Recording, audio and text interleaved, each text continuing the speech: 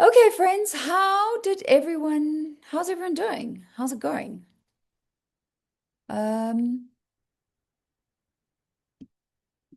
Monica's back. Okay, here we go. Deb, let's start with you. You spoke a bit earlier about how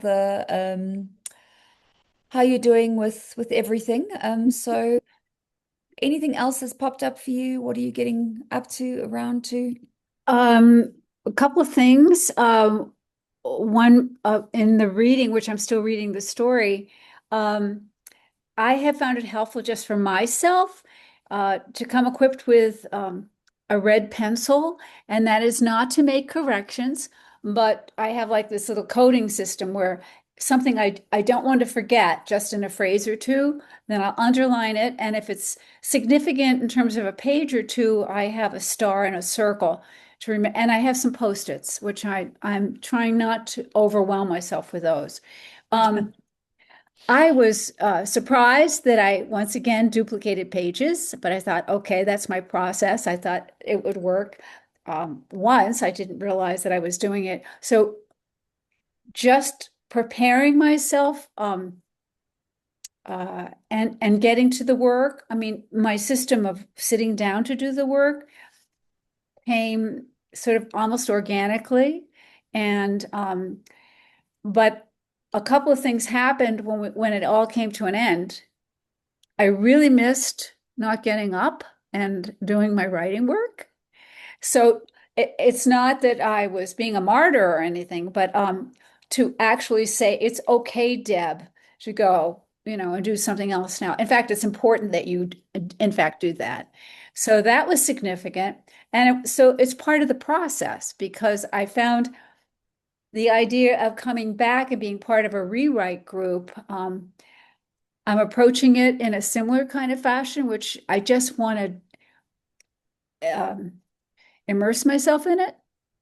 And Oh, so I'm very much looking forward to it. And I love seeing some of these familiar faces like Renee and Mary and Robin saying hello and Carcer dropping in occasionally. So that feels really, really good. Um, and I'm surprised. I don't mean to be judgmental about my own work, but there really were some scenes that seemed to be working effectively and others that paled by comparison. It was like it seemed almost juvenile, the writing. And I'm generally not so critical of myself, but that's what it felt like. I don't know, oh, this is going to be an interesting roller coaster ride. mhm.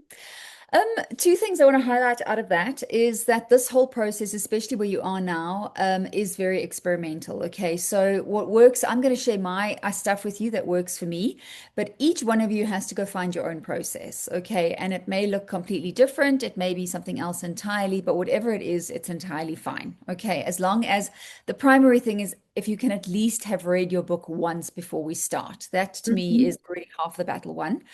I had a bit of a giggle last week because I received this email, Mia, rewriting is hell, or rereading is hell. And that was pretty much the entire email. And that's all she said. And I was like, the first thing you have to learn is when you're reading these scenes and stuff, is that we are terrible judges of our own work. Okay. I wish I could tell you that, oh, don't take it personally. Don't think of it as your own work. I mean, it is impossible. Okay. Mhm. Um, it is your own work, it's your baby, it's your stuff. But the worst thing about I think this is you actually realize how bad your memory is. Because there are scenes that you kind of go, oh, this was the best thing I'd ever written in my entire life. And when you open it up 6 months later, you go, did I share this did I post this? Oh my, okay. And then a scene which you think was total crap and I have so much rewriting to do, you like open it up and go, hey, there's a lot I can use here. It's not that bad, you know? So it's just we have these false versions of the books in our heads. Okay. So just please take a deep breath, be kind to yourself. Those scenes did exactly what they were supposed to do. And you may call them juvenile, but I mean, it could just be a scene where you have placeholders in a story, and those Mhm. placeholders just because you were busy working on this, you just needed something to just hold a space for you here, and that is exactly what that scene is doing. Okay, so be so gentle with yourselves. All right. When I talk about first drafts, I say it's a candle in the wind. It's this thing that you have to protect, and like one big breath and it's gone. So you have to be very, very careful with your story. Your second draft, I always refer to it as a sandcastle. Okay. So it has to show, oh, look at your cat's also telling you to be gentle. It's a sandcastle, and a sandcastle has a structure and it stands on its own, but one big fat foot or one big fat wave and it's gone. Okay, so just like you're gentle with your first draft, you have to be gentle with your second draft. Okay, it's still becoming. It doesn't know what it is yet. It's got a better idea, but it doesn't know yet. Okay. Well, I really appreciate that. Thank you, because I just needed to hear what I just heard. Thank you, Mia, so much. All right. I'm glad you're here. Robin, how are you feeling? Where are our emotions and our stories and all of these fun things? I'm feeling remarkably good. I read my book in 2 days. Oh, good. And you know, I'm just short of 100,000 words. Hmm. And so, but I knew there was going to be the first, I don't know, 6,000 words or so I had written a couple of years ago. And so I pulled that out when we started the 52 scenes Hmm. and went from there. So I knew there was going to be work to do at the beginning. And then, I mean, as I've said, going along, the story and the characters changed and grew so much while I was writing that now the beginning has to catch up. And Hmm. I need to make it more dynamic, I think. I've got a lot of there's some info dump and some too much narration, and so I'm looking at that. And I'm also trying to strengthen the main character's who he is and what his frustrations and what his story goal is at the beginning. So that because by the end, I think it's pretty clear, but I need that to be established at the beginning. So I'm thinking about that. But after the first, 20%, it went like a bat out of hell, and I was really happy about that. I found myself going, "Oh wow, this is fun." I mean, yeah, it needs to be tightened up. It's not perfect by any means. It's a first draft, but I was really happy with the way it just kind of washed over me the first time through. So now I'm back at the beginning, looking at it and brainstorming and trying to think how can I have some ideas, but how can I change this? How can I get some dialogue in here, and how can I make this clearer, and how can I introduce this idea sooner, and stuff like that. Cool. Okay, that sounds great. Um, I love what you're saying. So can you guys see, last year I kept saying, don't make changes, just get to the end, get to the end, get to the end. Because now that you have your ending, you can really see how it changes your beginning. And can you understand why, if we had to rewrite the first three chapters the whole time, we don't know what we're doing because we don't know what the end is. So that is where you're going to go. That's a lot of what the rewrite is. Most manuscript appraisals I do, it's this developmental story edits. The bulk of the strengthening needs to happen in that first quarter, because remember what the first quarter is you're orientating yourself, you're orientating your reader, and you're orientating the character. And in the beginning, everyone's talking about these small details and there's too much and they don't know what they needed. You don't know what you need yet. Whereas now that you have your end, you know what you need. So now you can go through there with your machete and go, I don't need this, I don't need this, I don't need this, but this is important. I need to strengthen this for shadow, highlight, add more. Okay. So that is what the ending gives you. All right. So I would, once you've read everything and you've gotten through it, read your ending again and then see how it informs your beginning. It does help to kind of put the two scenes parallel to each other and say, this is the end and this is the beginning. And then you can see what you can use there. Okay. I asked this morning, who watched Game of Thrones? I was the only person who had watched Game of Thrones this morning. So I'm very glad there were at least two people who watched Game of Thrones. Okay.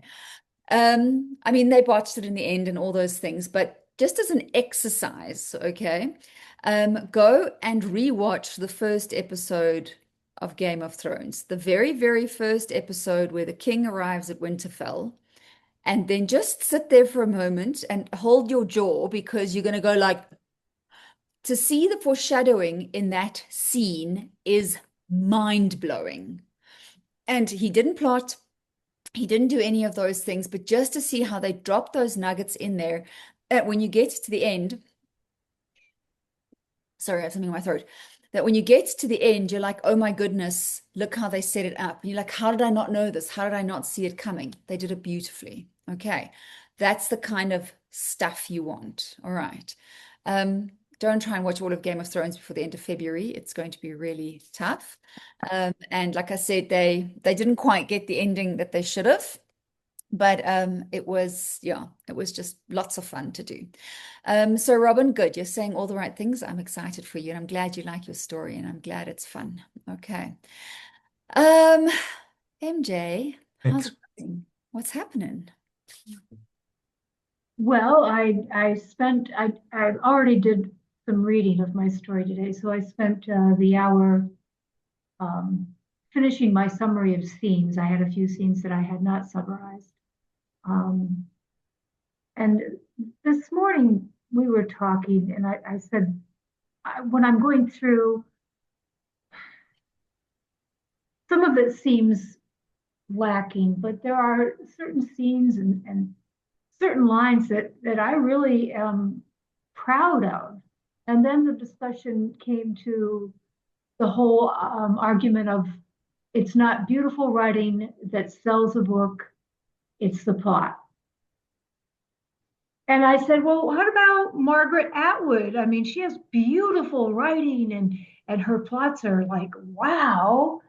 And yet the comment was, yeah, but she was published before now. So that maybe we don't have that same luxury of being able to write beautifully and to create a engaging story. Okay, yes, Margaret Atwood is like the closest to a goddess that we can possibly get walking on the face of the earth. That is how I feel about Margaret Atwood. If that is like the one writer that I read her books and go, okay, I should just stop now. There's no way. I mean, just her imagination and her mind and everything is amazing. All right. So my rule of thumb, and you don't have to like it because most people don't, is a good story trumps bad writing. Okay. You can have the worst writing in the world, and you've all read the worst writing in the world, and then the story is the stellar, knock it out of the park, mind-blowing, freaking bestseller. Like, how did they do that? I mean, the writing is atrocious, nothing works, but the story is engaging. I'm specifically thinking about Twilight here. I mean, I just and I read it because, you know, what's going on with Twilight, and I just couldn't stand that whole story. But it tells you, and if you like Twilight by all means, okay. People say Da Vinci Code is the worst thing to ever happen to an adverb in its life because it's complete abuse. But it's an engaging story. I love historical fiction. I love a treasure hunt. If you don't like the writing, don't like the writing, but the story is fun, okay?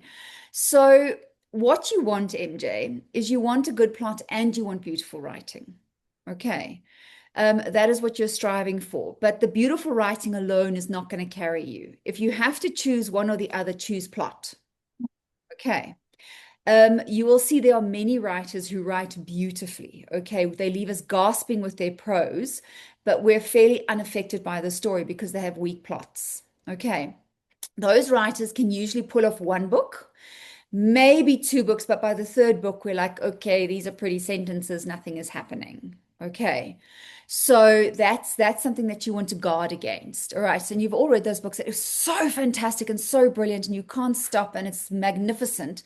If you've ever read Arundhati Roy's God of Small Things, that book is a poem. The entire thing is a poem.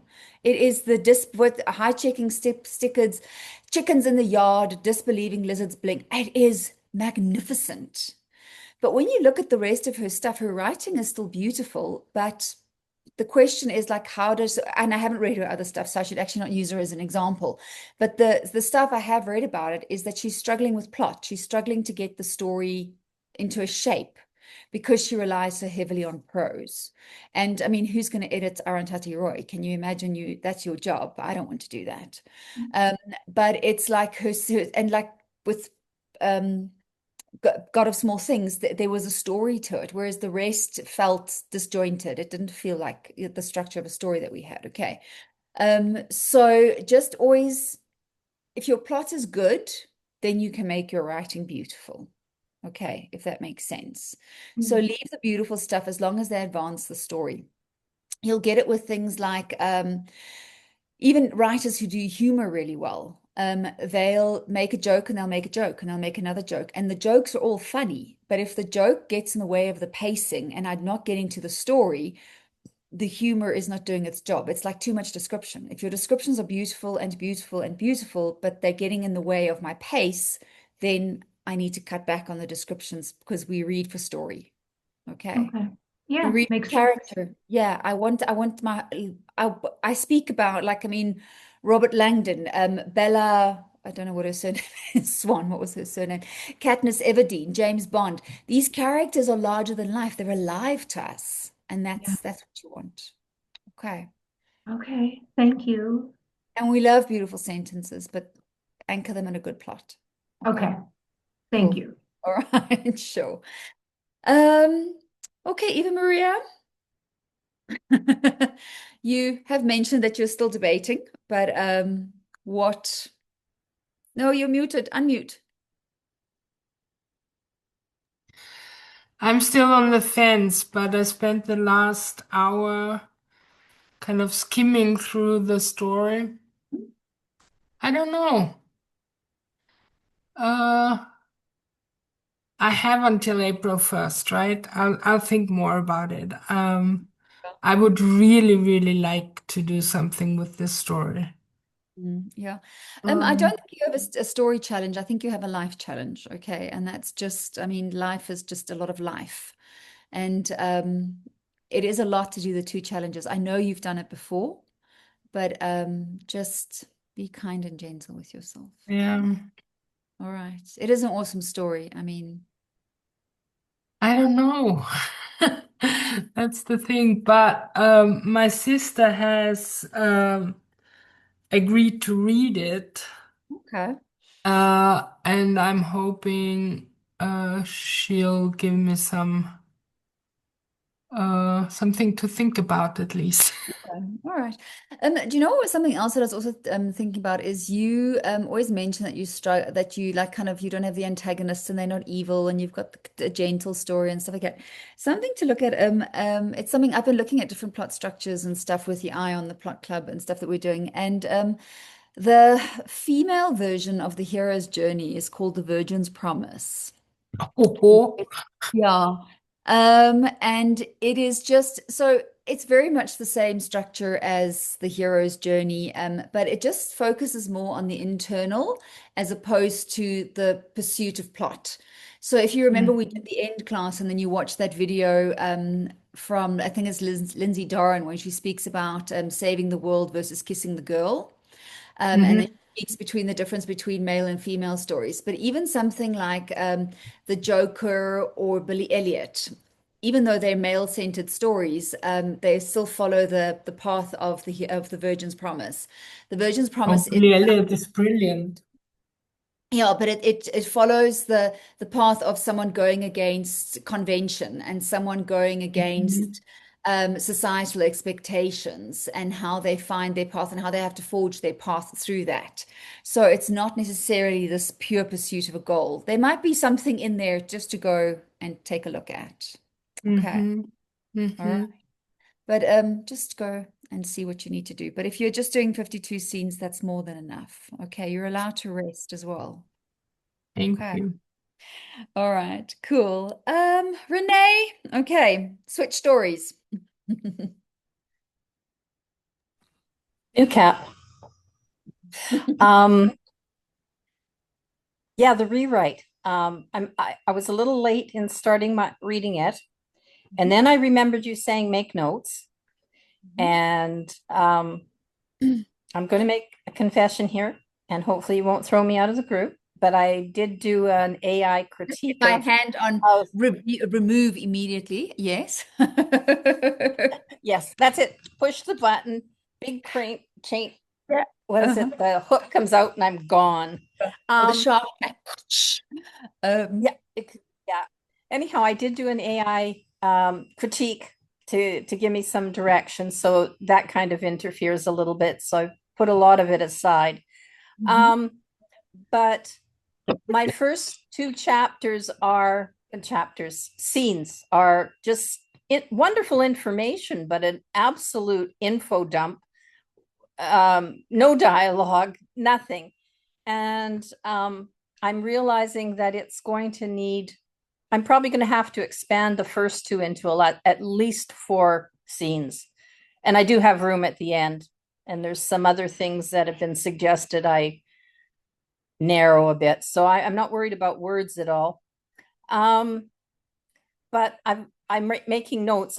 I make notes with a pencil on the side of my manuscript, and I'm not actually, rewriting anything. So I may just sort of leave that there and start reading. No, you muted yourself. Unmute.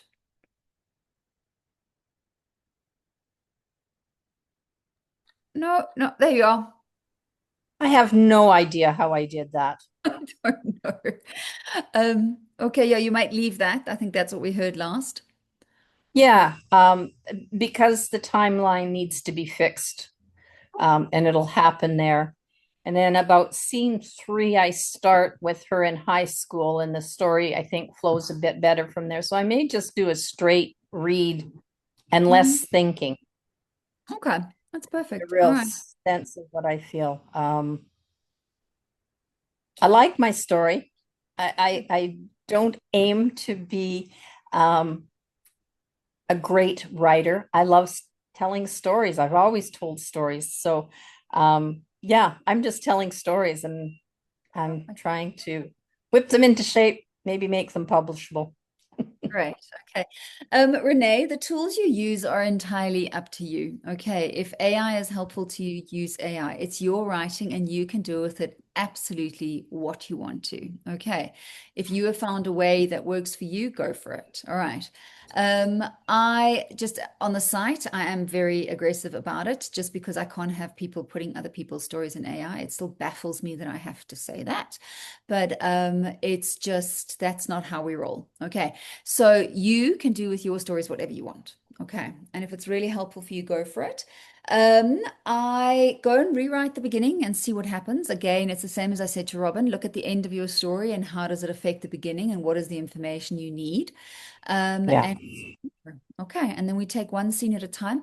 I'm going to share something with you guys now. Let me drop it into the chat. This is a Word document, okay, that I have kind of made. I share it as a Word document because it's up to you to change it and to make it what you want. Use it, don't use it. But this is ultimately, hopefully by the end of the month, or at least by the beginning of April, if we can start putting these things into place. MJ's mentioned she's already got a scene summary, which is great. This is pretty much what that is. If you've just got that bar on the left in your Word document, which if you, by the way, turn it into a table of contents, it spits out a beautiful little printable version of all your scene list for you, which is really fun. Okay. So I'll talk to you about that now, but go and just go look at the beginning of your story and see how it affects the ending and how the ending affects the beginning, and that'll give you an indication of what to do. Okay, Renee, and go have fun with your story. All right. Cool. Sarah, how's it going? How are we feeling? Good. Yeah, I too did kind of a quick read through, not in 2 days, but like over a week, kind of trying to think like, oh, I just picked this book up from the library, and I'm just gonna read it and like see what I think. And yeah, I mean, I was like, oh, it's pretty good. But when you read it that quick, because we wrote it over the course of a year, when I read it in a much shorter period of time, um, I was able to see like all of the continuity errors or like the timeline problems that I have to like go back and fix because I think like I and all of you readers like didn't notice them because it's like so long, like in between each scene. So that was good. Um, but yeah, and so now I've started a second read through where I'm actually like taking notes and stuff. The first one I just read it and kind of reflected like, oh, what do I think about the character arcs? What do I think about like the plot overall? And now I'm kind of thinking more like, is this scene necessary or does this scene work or whatever? But Yeah, it's also embarrassing to like notice your own verbal quirks, like I really like to head out and head down and head over to places, which again, like I didn't notice over the course of a year, but when you read it really quickly, you're like, oh no, can't have that. So, um, but yeah. Okay, good. Those are, it's funny when you know, it's like I had panic. Okay, there was panic rising. She panicked. The panic in her eyes. The panic. There was just panic everywhere. I mean, like panic was everywhere, but at the disco. But there was panic. Okay, all the time, the whole time. So those things, how I would fix them is you literally type like type head over into find, and then go and just find each one. Just highlight them in yellow so that you know when you get to them, we need to change this one. Okay, like I just put panic in, and every time it says panic, my characters shrug a lot. We all have a thing. Okay. I know there's some writing coaches. Mia, my writing coach once said to me, I'm never allowed to use the word shrug. I'm like, listen, that's not a bad rule. As long as they just shrug and not shrug their shoulders, because we don't shrug our elbows. Okay. So Sarah, yeah, you'll find things like that you need to go do. It's great that you can have a little bit of a distance and, read it as that. And I like that you're looking at scene level. That's really, really important. So those are all good things. Okay. There was something else I wanted to mention. Yeah, Deb is like under attack there. I don't know how I can help you, Deb, but no, so it's yeah, let's just get going and see what we're going to get up to. Okay. It sounds good. And then yeah, it is important that you note with the continuity errors. Like the way we read over 52 scenes is not normal. Okay. We take our stuff and we go through the stories, as you would a book. And then there was one other thing that I wanted to mention. Oh, most of your first rewrite is continuity. Okay, kind of put that in the back of your mind. You're going to be very ambitious when you start with this process, and you're going to fix dialogue, and you're going to fix this character, and you're going to fix this, and you're going to fix that. You're going to very quickly realize you're going to like fix one thing, and continuity is usually a big thing. And continuity, I mean timeline, I mean character reactions, all kinds of things like that. So don't hesitate, or don't panic if you feel that you're not doing enough. Okay. Cool stuff. Let's see, Monica. How nice to see you. Excuse Hi. me, I think my throat. How's it going? I want to say hi to Eva Maria. It's so nice to see you here. Whatever you decide, I support you. Your story is beautiful. So, just as long as you live with it, whatever you decide is cool. I can relate to what everyone's saying. This is my fourth rewrite, and I think you're like, why four? But I took your advice years ago, Mia, and because there's multiple timelines. So I think the first draft, I was trying to write two at the same time. And you said, focus on one timeline, and then your next write, do the second. So the third one was combining it. So this is my fourth. And so now I have this material that I think has multiple personality disorder. And I'll write something and I think that's that's a great, foundation for where this is going to go and where it's going to end. And each time I finish a rewrite, I think like, no, I'm changing my mind. So I'm actually looking at this rewrite as more of a technical, okay, now you have all this material. What the hell is it all about? Why are they talking? Where is it going? And really kind of drilling down on the more technical aspects. What's the plot? What's the story? Whose story is this? Because I think the last 3 years I just let whatever these people wanted to say, wherever they wanted to go, to do that. I have a little bit more confidence than what I had a few years ago. And so I can totally relate. This story's been, bopping around in my head since I was a little girl. So I can relate to seeing something I wrote 20 years ago that I thought was fantastic. I look at it like, oh my God, and I show that to people. That's just, bleh. Like I want to crawl into a hole and bury myself and set myself aflame. So I'm more, and there's beautiful sentences in there. That's true, but what's the story about? And I think that's the part that I've really been struggling with. So that's what I'll be focusing on maybe is like the order and the plot and just really cleaning up and making the pieces fit from a technical perspective. So I'm on the fence of whether or not I actually want comments, because I've gotten some lovely comments and critiques and supportive, and I've acted on most of them that were that had some meat on it. And I think now I just really have to, well, whose story is this? And that, and just cleaning all those because there's not just two timelines. There's like fantastical short stories that just appeared out of nowhere that I said, okay, well, I'm going to write that because that's what's happening right now. You know, is there a place for that? So just cleaning it up. And that's, I think I'm resisting that because it's writing, but it's not writing.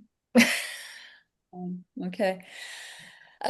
That's a big part of the rewrite, is that it is administrative. Okay. It's just looking at the thing, like looking at this Lego box going, are you supposed to be a red six-piece Lego block, or are you supposed to be a two-piece? Are you supposed to be here? Are you the weird sheep that we don't know which set it came from? You know, kind of, that's the kind of stuff that you have to do with this thing that you're doing. There is very little romance left with the rewrite. Okay. And that is something you have to make peace with. Yes, it's fun. It's nice. It has a kind of satisfaction to it because you're putting order to this chaos. Okay. I always say it's like, you know, there's this room in your house that you know you have to go tidy up. Like, I'm pointing there because it's my office, because that's what I sit in the tidy room. I'm sitting in mine that needs to be tidied up. So there you go. Okay. So it's just this place where you dump everything and you know you should clean it. And then when you actually just take 2 hours and you clean it out, you feel like a whole new person. Whereas, you know, I've been sitting here for 6 months not doing anything but that room, and it's like weighing on me. That's the kind of feeling you get with the rewrite, is this really like cleaning up and beautiful. So I can't remember, the guy's name's Mike. I can't remember who the author was, but he said, I'm not a great writer, but I'm a great rewriter. And that's just because of this ability to be able to look at the story and to decide what is important. So Monica, one of the other things is when you talk about whose story is this and what is it the story you're trying to tell, is that echoes a lot around theme. So, and theme is weird. It's this like ethereal thing, you know, like, ooh, what is the theme? Okay. But just go take a look and ask yourself, like, what are the themes that you're addressing in this book? Okay. Is it like, is it wartime? Is it, you know, a non-Western approach to war? Is it, you know, coming to foreign countries? I'm trying to remember what your story is about, because I know there's a boat, right? And we were coming, yeah. There's a lot in it. So I'm trying to pick up the main points here, but my memory is failing.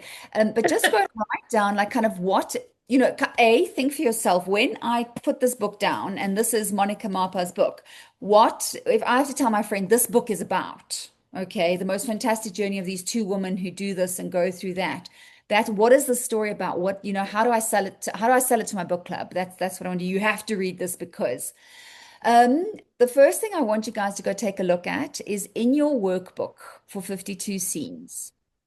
There is an exercise where it says 3 lines to help you write a better first draft. And see if you can answer those questions. Now, Monica, if you've got 3 or 2 very strong storylines, you may have to do it twice. Okay, until these storylines marry.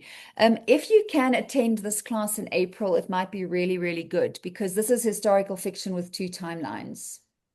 And they're very strong. They've got both 2 protagonists, and how they marry the stories and how the stories affect one another and everything is very interesting. Okay.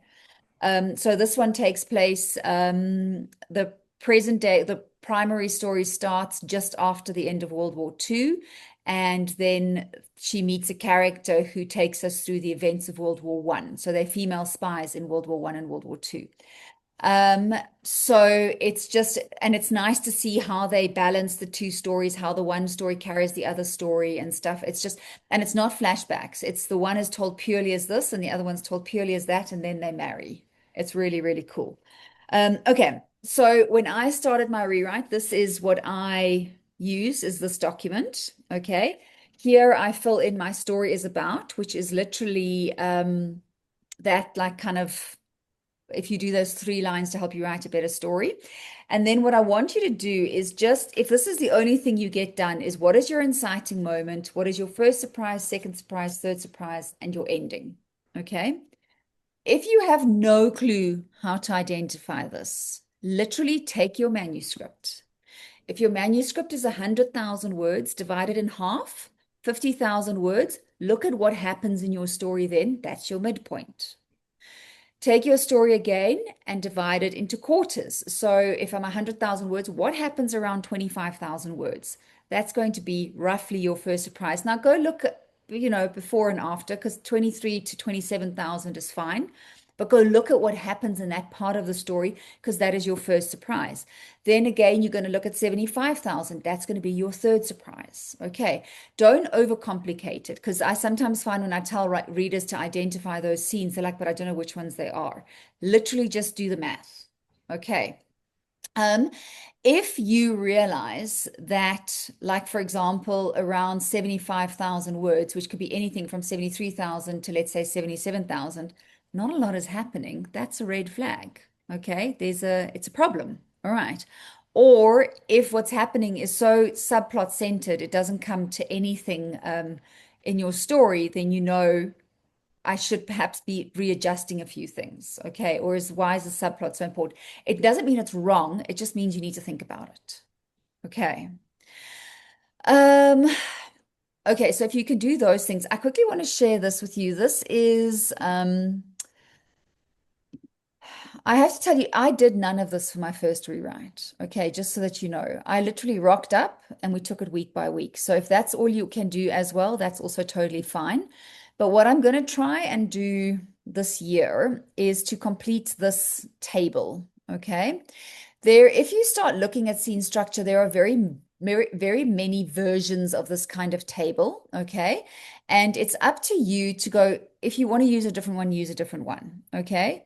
But for me, this was like kind of the simplest one to use. So what I would do here, it's numbered scenes 1 to 52.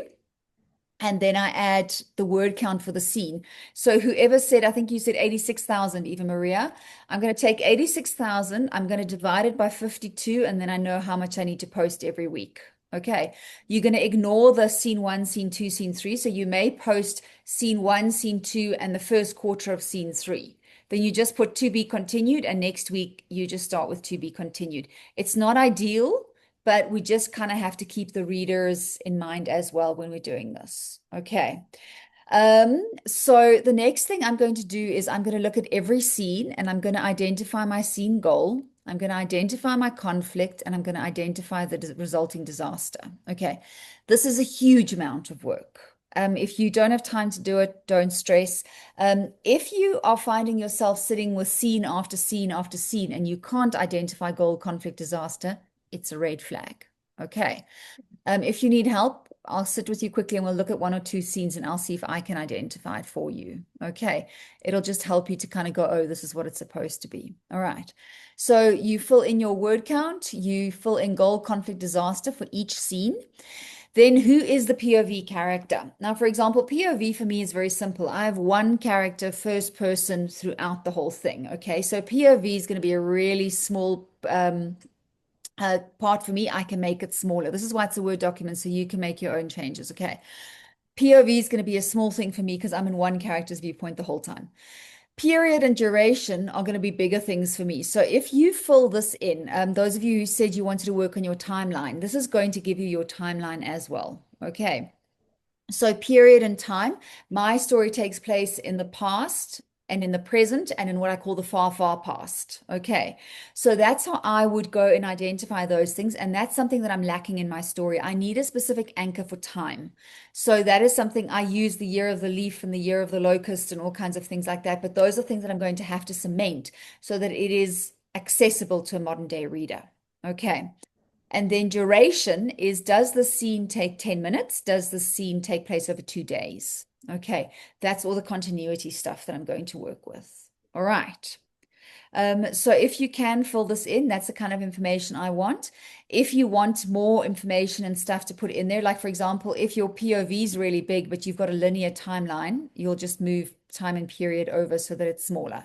Okay. That's how you're going to wangle this. If you prefer using Excel, go for Excel. I'm not a fan of Excel. Okay. Just because I don't like Excel. Okay. There's no other reason for it. Okay. But if you can fill this in, it'll be really cool. All right. Um, if you have this done by April, it's great. If you don't have it done for this rewrite at all, don't worry about it. Okay. Like I said, I'm going for my 4th draft. So I'm really at the point where I should be able to fill this in very quickly.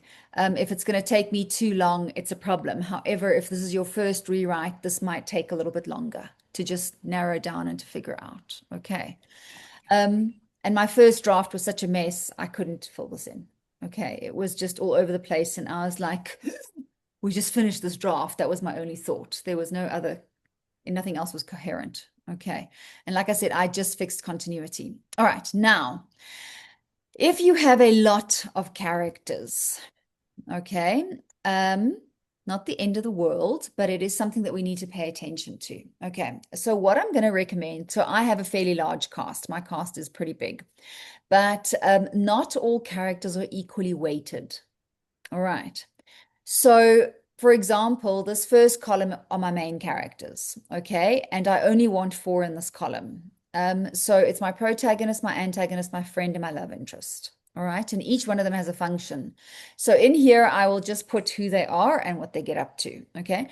Monica, if you've got 2 equally strong storylines, okay, you may find yourself with 2 protagonists. Okay. But what often happens in these stories is they just switch roles. When I'm in when the one character's viewpoint, the other character becomes the friend.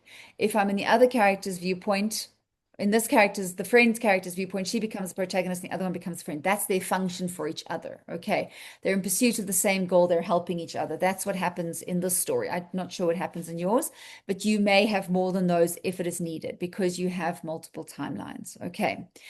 Then we have secondary characters. Now, secondary characters are characters that directly influence the plot. Okay. These are characters that actually carry weight in the story. We see them more than once. They usually have names. I'll have an inkling of backstory. They actually influence the story. All right. Then the third tier is what we call the walk-ons. Okay, these are the characters that help the world function. Okay, they are the receptionists. They are if it's a hospital, if you've got if your story follows a certain group in a hospital, it's the other people who also work in the hospital. It's going to be really weird if you tell me a story about a hospital and there are 4 people. Okay, it doesn't make sense. There will be more people in this world. Okay, so if you have a large cast and you're not sure what to do, I would literally go and put them in these different columns, because then you know who to name, who needs backstory, like this. So for example, I know the most about my protagonist and my antagonist. They're my most important characters. I have most backstory for them. Love interest, friend, I have some backstory, most likely and their backstory is only in relation to the protagonist, how it complicates or helps him or her. Okay, it is not, I don't really care about their favorite color when they were a child. Okay, unless it affects the plot and my protagonist. All right. So they're everything in terms of that. The secondary characters, why are they there? What are they doing? I need an inkling of who they are as characters and a little bit of their backstory, but I don't want blocks of backstory. Then the walk-ons, they literally just walk on. That's what we have. All right. See if you can do this. Mine is different. This is what it looks like. I did a scalpel document. These are only the characters in the first quarter of my book. Okay. You must know who has too many characters. This is the quarters 3 and 4. Okay. And these are characters in quarter 4. Okay. These are in order of appearance. Okay. I have fantasy. I have a really, really big story, multiple timelines, time travel, everything. Okay. So these characters are in order of appearance, but I'm still going to put them in terms of this rank so that I know where they go. All right. Because it makes sense to me. I know where I am with this. All right. But it's going to help me to be able to say most important, next important, least important. Okay. Am I freaking you out yet? How are we feeling? Deb, you don't have to freak out. If you don't want to do this yet, just deep breaths. Okay. It'll be good for you, but you don't have to do it. All right. So quickly, something I wanted to show you now. Something you'll also start looking at is there are quite a few. You are asking what is in our workbooks, Mary. This is not in your workbook. I've just made it when I was. It's in the chat though, so if you want to quickly just double click the chat so that you make sure that you have it. I am currently procrastinating, so I'm making these things about the book that I have to go do it for. Where is that thing that I am? Oh, okay. Something also that's going to come across your path now is you're going to learn about all these fantastic plot structures. So, like I've just told you, Eva Maria, go look at the Virgin's Promise, see if something there rings a bell, or anything like that. But what I quickly wanted to show you is that in the end, I like to refer to plot structure as cake. All right. It might be vanilla, it might be chocolate, it might be lemon and poppy seed, but it's still cake. All right. So what you'll see here in each one of these columns is a different plot structure. So this is how we break down 52 scenes. This is not finished yet, so I'm not going to share it with you. But this is how we break down 52 scenes in our first, in our story. So the pink part, also on this other document that I shared you, the pink part is the first quarter. The green parts are the second and third quarters. The blue part is the fourth quarter. Okay. And then everything that happens in those specific scenes. So I want... that's how we put it together. The next is I just kind of added the beats to save the cat. Okay, can you see that it pretty much follows the same thing? They just call the scene something different. Okay, here are the scenes for the hero's journey. Pretty much still the same. It's 4 quarters. Things have to happen in the story. That's where we go. Okay. This is Anatomy of a Story, breaks it down into 22 steps. Now, I cannot remember the author of 22 of the Anatomy of a Story. I have to go add that in. But what's quite interesting about this is he says you don't write in 3 acts. There's no such thing as 3 acts. It's a load of poop. But if you take a look, his stuff fits into the 3 acts quite well. Okay. So this is where it's all cake. All right. If you like Save the Cat, use Save the Cat. If you like the hero's journey, use the hero's journey. Okay. I want to add the Virgin's Promise into this as well, but we'll see if there's time to do that. Okay. And I spent quite a bit of time looking up all these structures, and there's so many of them, and it's a plotter does it this way, and this one does it that way. Just write your story. Okay, that's what I want to say to you. And what also happens, like, don't get too caught up with the order of these things. If yours is in a different order, it's not the world's biggest problem. Serve your story. Okay. But you'll see people chasing the Save the Cat says, I have to do this now, so I have to do this now. And you're destroying the pacing in your story. Okay. Just if you, as long as you work with the rough structure, you'll be fine. Okay. But this can also get a little bit overwhelming. So for example, if that previous thing I shared is just too much for you, don't do it. Okay. But like I said, I'm at the point where I can really work with this kind of structure. All right. For this month, that's pretty much all I want you to do. Okay. Is if you could start filling in that table that I shared with you. Okay. And if you only have the 5 plot points so that it looks like this, that's fine. All right. We'll do the rest as we go along. Okay. It does help you to do the math. Okay, as in like take 86,000 words divided by 52, and then you know how many words to post every week, because you don't want to get, because you also see there are going to be weeks where you post a scene and it's pretty okay. You don't want to make a lot of changes. Then 3 weeks later, you're going to hit and then of course nothing else is happening in your life. So 3 weeks later, you're going to have to write 3 new scenes in succession. And that is the week where your life implodes. The kids are sick. The dog has chewed your laptop charger, and you know the world is basically imploding. And that's the week that you're going to have to write 3 scenes. Okay, so just kind of keep that in the back of your mind. If you're having a good week, work ahead.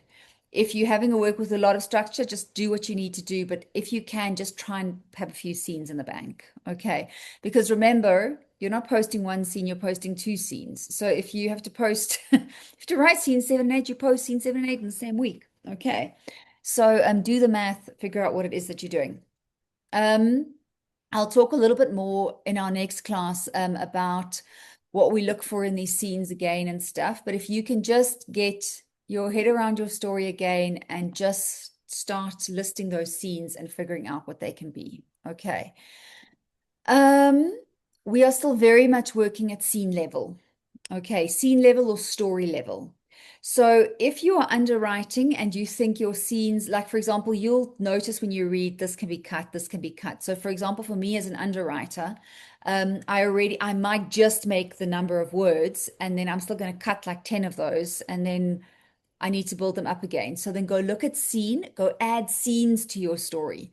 If you realize your word count is short, please don't go and add description and adverbs. Add plot, add story.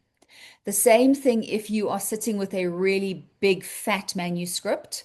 I spoke to someone this morning that they think they need to cut around 30,000 words in their manuscript. Okay, so beginner authors get published around 80,000.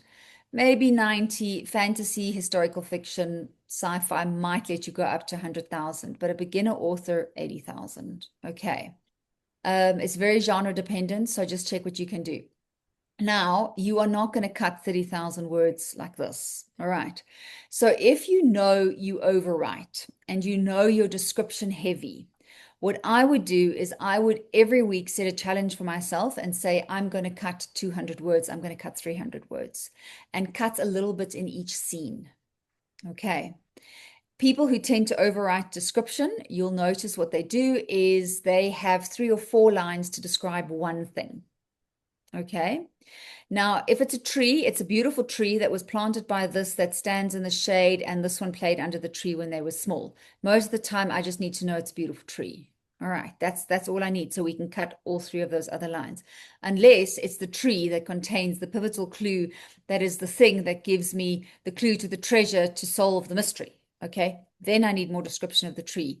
So you're really, really going to have to reevaluate each description. Okay, but do this on a scene basis, week by week, as opposed to trying to go, okay, now I'm going to cut 30,000 words out of this. All right. That's not as easy it's easier said than done. Okay. If your story is coming a bit long, I would rather don't butcher it just for the sake of the word count. Also just let your story breathe. But if you know you do a lot of description, actively work on cutting description. Okay.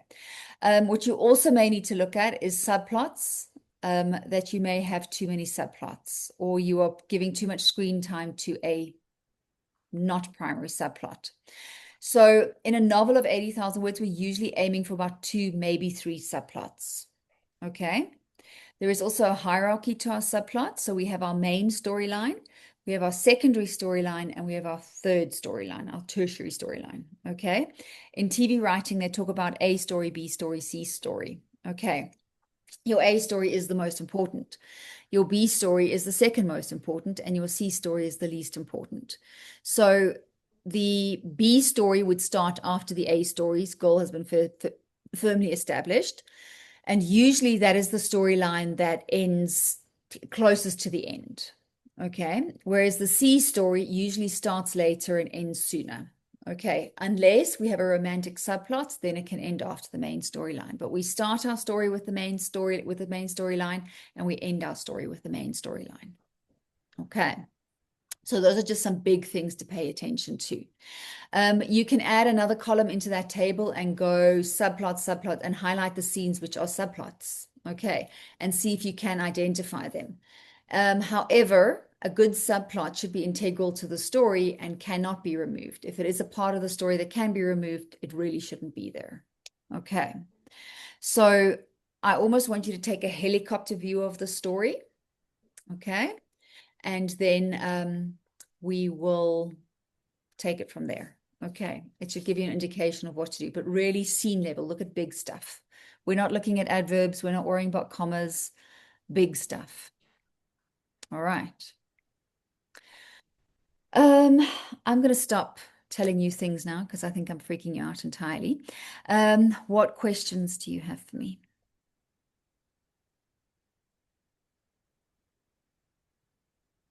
Deb? I'm noticing that I actually have in the reading of my story more description than I realized I had been writing. but I have been very involved with dialogue. Mhm.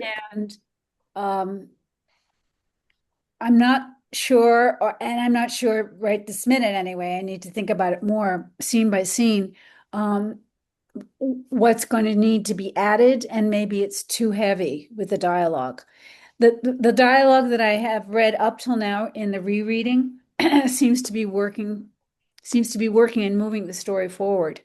Um, so, but it feels like there's a lot of talking as Yeah. opposed to action.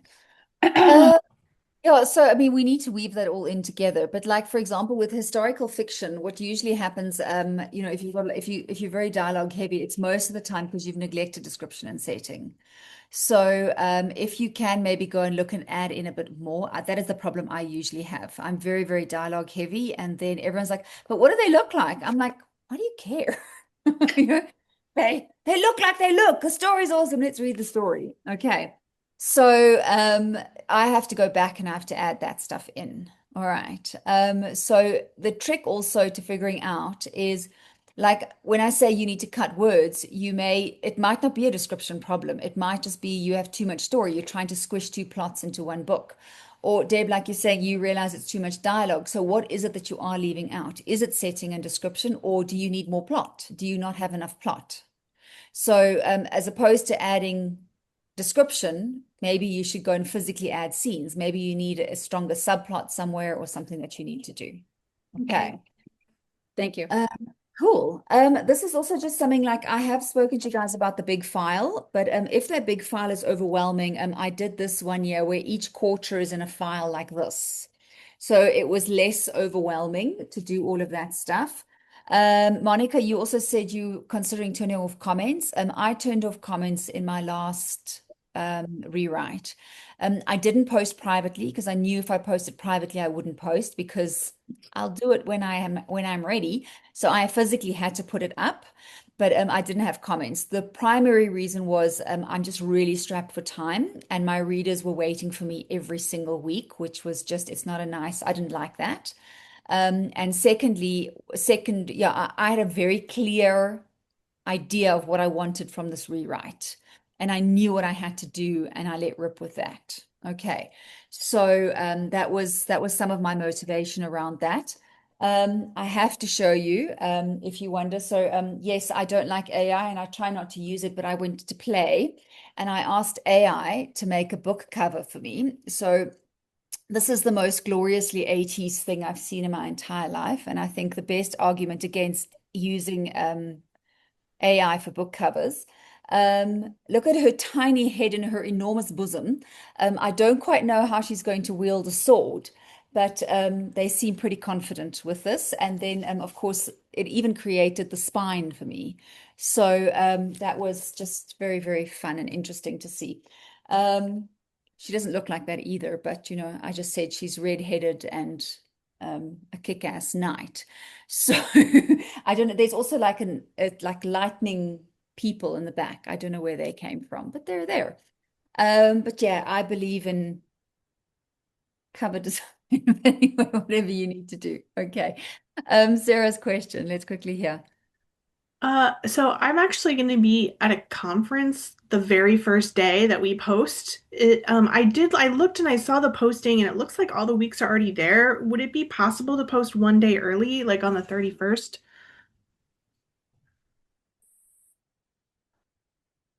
I think you're muted. I have a frog in my throat tonight. They shouldn't be all there, but if they are all there, so be it. What you would do, let me quickly go see what is happening here. I'm constantly surprising myself with all kinds of interesting things. Oh yeah, they're definitely all there. Oh no, it's the last. Oh crap, that's 2025. Okay. Oh. So we've not updated the rewrite form. Okay, this is always very, very exciting. All right. I have to make a really big note for IT to fix that. You see, that's when, it's gonna come and we'll still do it and we'll sort it out. Okay. Where is my big notebook? So we will, yeah, I need to change that so that it is not that. Okay, here is, sorry, this is a very important note to make.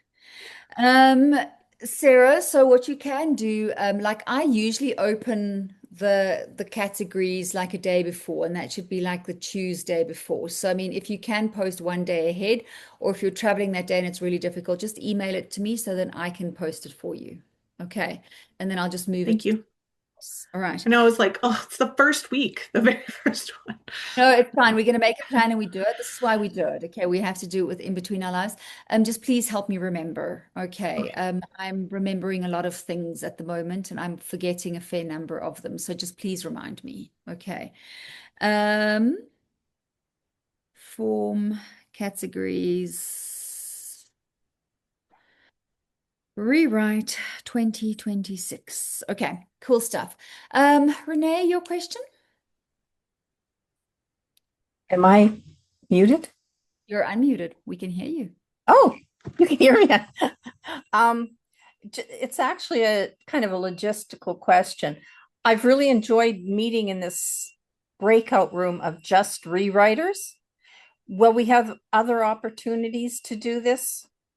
What we're going to do in February, and I'm going to see what the attendance is like. So you obviously noticed that it's a very, very big group, especially in the evenings. There are a lot of people and everyone still seems to be attending, and it's great. I want them to attend. But I mean, it took us an hour to get to the writing session, which is too long. I don't want that. So what I will be doing with the rewrite group is I will start the session 30 minutes earlier. Okay, so we're going to chat, which is my 9:30 will be 8:30. Okay, and then it's just us, just rewrite. Okay, and we're going to chat and we can talk about the story and we'll go from there. Then it's going to, and then I mean, you can set up your own writing session from there if you want to write straight after that. But I mean, if you want to sit in with them and just hear how it's going again, and then we'll do the writing again afterwards. Okay. So I want to change a few things. Like, for example, I'm not planning the classes like I did for you for 52 scenes for this. But if there are classes that come up that you guys say that you are looking for, or, you know, wanting to do again, like for example, the character class is always a nice class. We can look at having a specific character class just for rewrite again and stuff. But we'll have 30 minutes before the class starts, and then we'll see how the attendance is from there. Okay. And then as classes are needed and there's something you want, you can ask me and then we can work that in there as well. Okay. Anything else? Thank you. Pleasure. Lots to think about. Okay. All right. My first rewrite, I hadn't even read my book before we started because there just wasn't time. Okay, so what also happened, so this, for example, about 2 years ago, I moved the rewrite out to April. Initially, we started in March. So we rested in February, we prepped in March, and then we went, we prepped in February and we posted in March. But then a few years ago, I added this another month because I kind of realized people were underestimating how much work the rewrite was. And I don't want you to get to the end of the 6 months and you fix typos. Okay. If you see a typo, fix a typo. But what I want for you is to really make significant progress with this book. So that's why I'm working a lot on getting the preparation down and giving you a bit more structure in terms of that. Because I was realizing people, they kind of like didn't know what to do. Okay. And you'll see when you sit down, you're kind of like, oh crap. And this becomes very, very overwhelming very quickly. Okay. So when I also say it's not romantic, is, you know, the first draft is like it's kind of like ignorance is bliss. You don't know what you're doing. You know, you kind of figure you might cross a mountain at some point, but you do it like in such increments that you don't realize you're climbing a mountain. Whereas now you've climbed the mountain. Okay, I can't lie to you about climbing the mountain. It's a mountain. You climbed it. Okay, so now here in your little writer's heart, you go, oh, do we have to do that again? You're not so ignorant anymore. You know what it entails. Okay, so that's what we're going for with this. Just take it 1 week at a time. 1 week, 2 scenes. That's all you have to do. All right. If you do more than that, it's a major bonus. Okay. But it is going to help you to identify the kind of rewrite you're doing. Like Monica says, she's very technical. She knows what she wants to do. The rest of you, you'll find, like my first rewrite was continuity. My second rewrite was I like you, Monica. I had very schizophrenic characters. This guy's emotions were all over the place. He was like I pick a season, dude, and he was just everywhere. So I just kind of had to rein him in a little bit and stuff. So you'll find that there are things like that. I think this rewrite that I'm working towards now is going to be a lot of setting and world building because I think I figured out but it took me a long time to sort out my character motivations. Whereas now I can work really hard on my setting and my world building, which I think is where I'm lacking at the moment. Okay. All right. Go off and have lots of fun. I will see you. It's exactly on the 8th of March. We're meeting again. If anything pops up before then, please just pop me an email. Okay. You guys, as I said, are welcome to attend the writing sessions, the silent sessions, everything. Okay. It does help if you can just start working that in because, I mean, you've seen it does take a while to read through these manuscripts. All right. And to have your notes ready and everything. All right. Cool. If there's nothing else, set off Okay, into good a luck, everybody. cool. Thank you, Yay. friends. It's lovely to see you all again. Have a Okay. great week, month / You too. Yes. Bye. Adios.